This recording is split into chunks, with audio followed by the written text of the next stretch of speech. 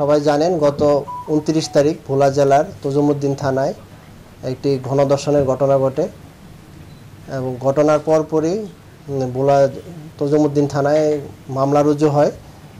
ঘটনার পরপরই আমাদের ভোলা জেলা পুলিশ সুপার স্যারের নির্দেশে ভোলা জেলা পুলিশের একাধিক টিম আসামিদের গ্রেপ্তার করার জন্য ব্যাপক অভিযান পরিচালনা করে এবং এরই ধারাবাহিকতায় অদ্য রাত 1:30 মিনিটের দিকে এই ঘটনার সাথে জড়িত এজাহার নামীয় দুই নম্বর আসামি মোহাম্মদ ফরিদ উদ্দিনকে ভোলা জেলার বুরহানুদ্দিন থানা এলাকা থেকে গ্রেপ্তার করা হয় এবং ঘটনার সাথে জড়িত এজাহার নামীয় 1 নম্বর আসামি মোহাম্মদ আলাউদ্দিনকে নোয়াখালী জেলার হাতিয়া থানা এলাকা থেকে গ্রেপ্তার করা হয়েছে।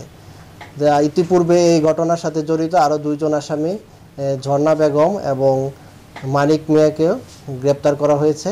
তো এই নিয়ে সব মিলে এই ঘটনার সাথে জড়িত ইতিমধ্যে 4 জন আসামিকে গ্রেপ্তার করা হয়েছে এবং বাকি আসামিদেরকে গ্রেপ্তার করার জন্য আমাদের প্রচেষ্টা অব্যাহত রয়েছে।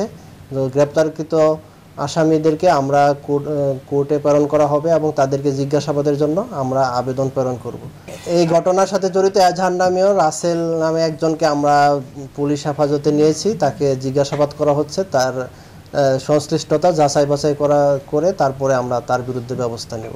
আমরা যাচাই বাছাই করছি। সবাইকে ধন্যবাদ।